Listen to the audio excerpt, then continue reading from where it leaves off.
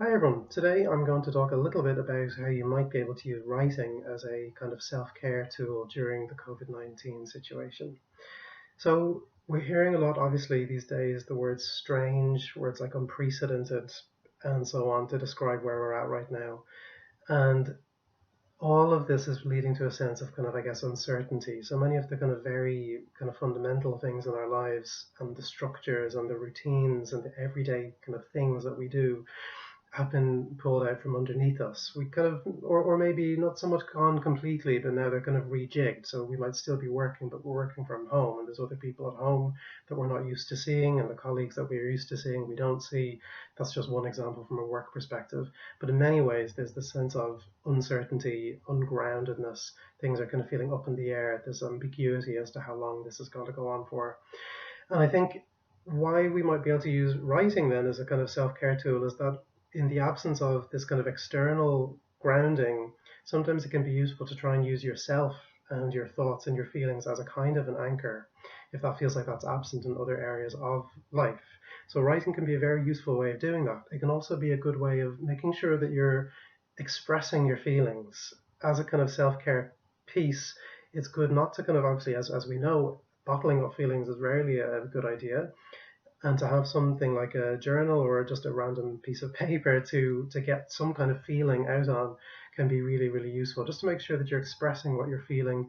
And the page can actually be a kind of emotional container, by which I mean it can kind of contain some of the emotion that you're feeling in that way that it might feel like the page is, you're sharing the weight by kind of even expressing those things that you're feeling on the page in kind of the same way that a client might express things to a therapist, and then the therapist is maybe holding those emotions with them or minding them with them.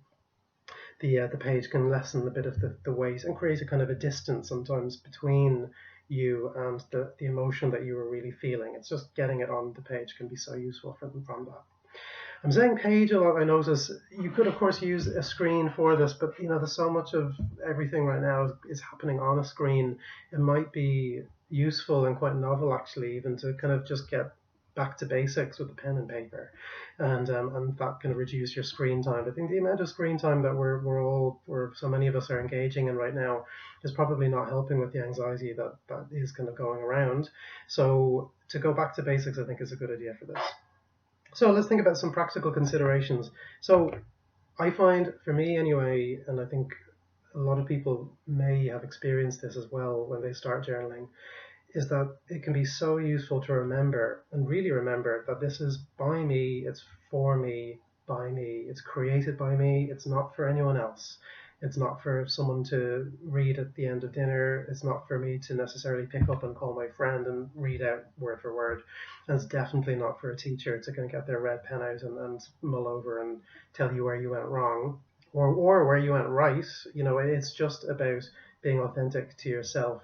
It's not for anyone else. I think if you can get into that mindset, it can really free up that kind of that feeling of, okay, I don't need to worry about external validation or critique in this. It's about the process. It's about the expression, and it is ultimately about you. It's about you and creating this space for yourself to be yourself and express yourself. So from the kind of the practical point of view as well, you might want to think about privacy. So, it can be difficult to express yourself, I think, if you feel unsafe.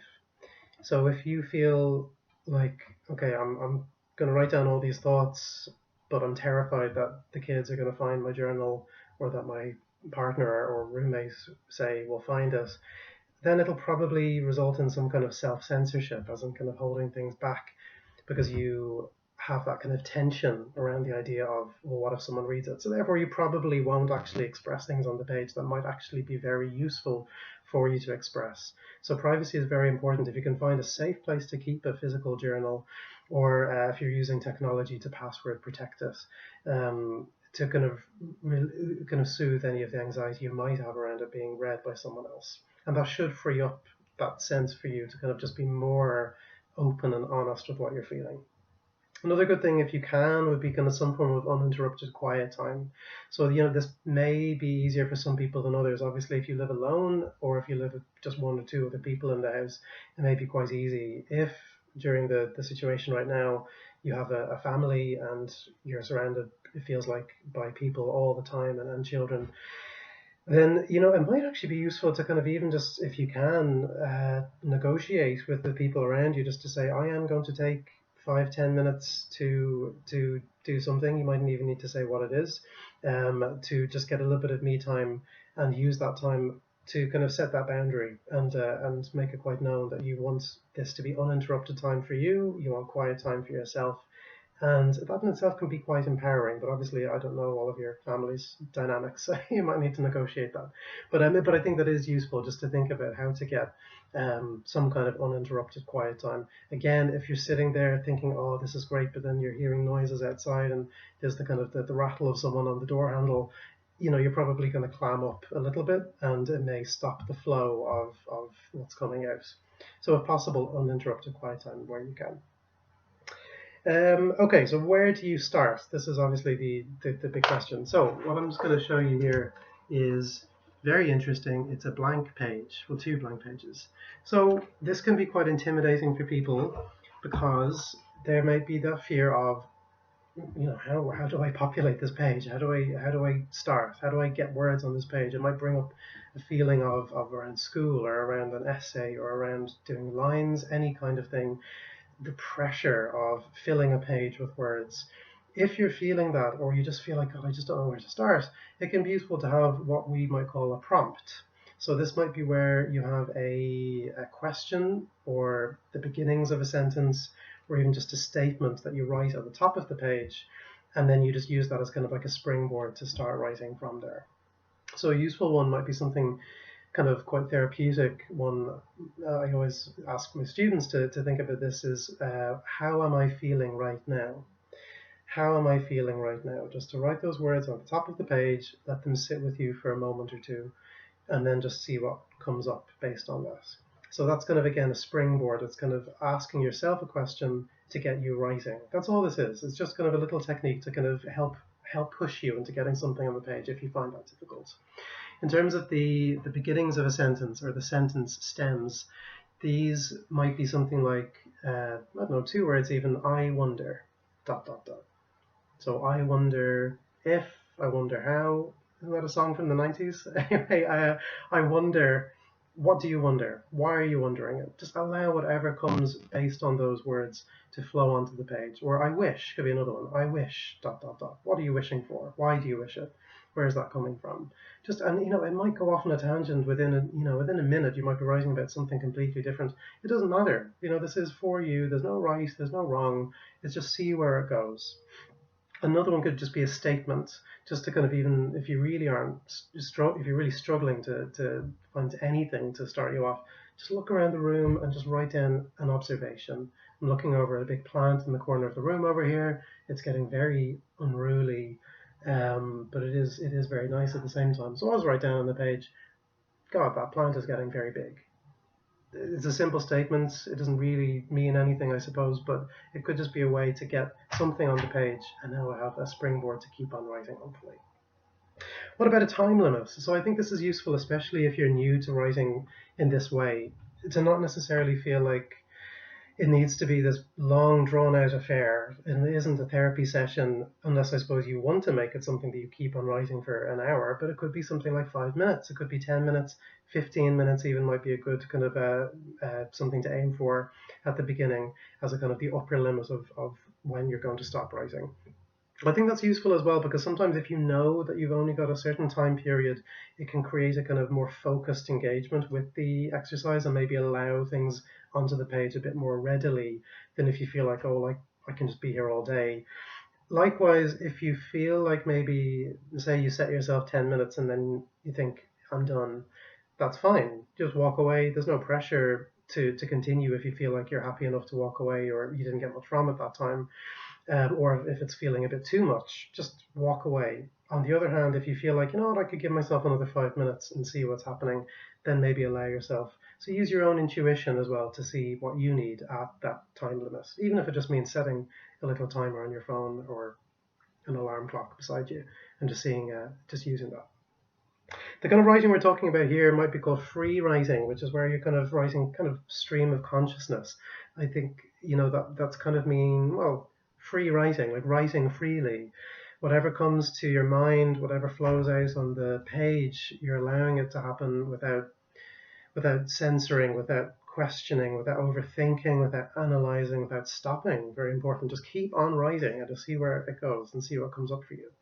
However, some people might find that intimidating in itself. They might say, well, that wouldn't sit well with me because I like structure. That's okay, because there are many kind of techniques you can also use to give structure to this kind of exercise. So if you do find the idea of just writing whatever comes to your head and just keeping on going, if you find that intimidating, a useful structured exercise would be lists.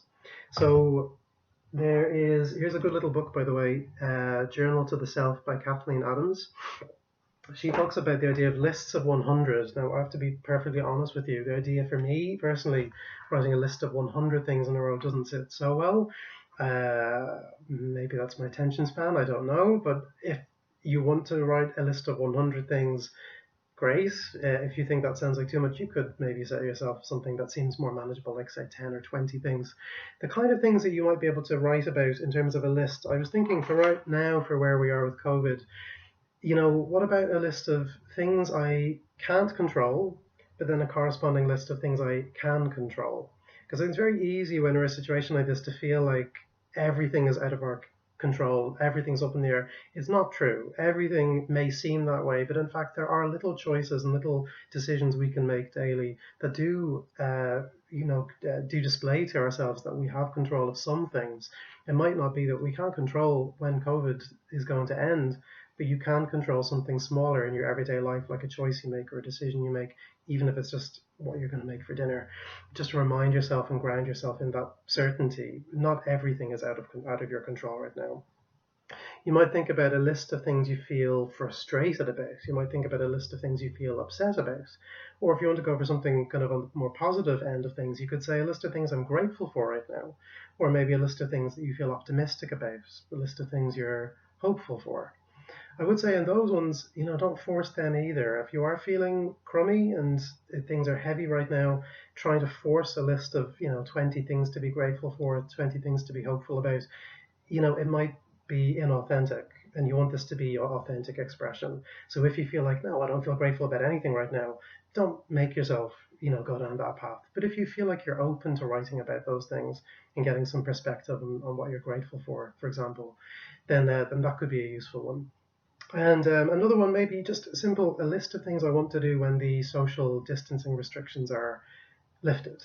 This could be a good one to bring in what that author Kathleen Adams talks about, process journaling, where rather than just have kind of like bullet points of, list number 1, X, number 2, Y, you might actually kind of make a little reflection in between these. So, list of things I want to do when the restrictions are lifted. 1, I want to I want to visit my friend who I haven't seen for ages because of this. I haven't seen him since before quarantine.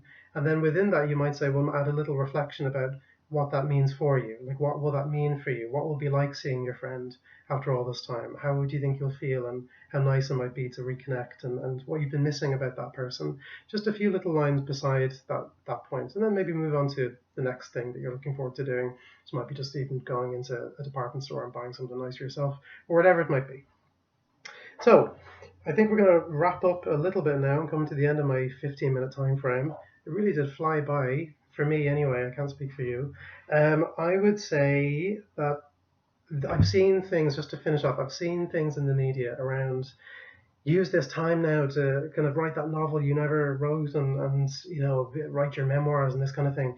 To me, dealing with the situation is possibly stressful enough, and having that kind of pressure to kind of do something really productive with your time right now, probably not useful. Well, for me, it wouldn't be anyway. So I think journaling is a nice way to kind of maybe harness the idea of that kind of thing, which is about writing, but using it just for you as a tool to connect with yourself. Again, that word anchor, to anchor yourself with your own thoughts and your own feelings at a time when things feel ungrounded. And happy writing. Goodbye.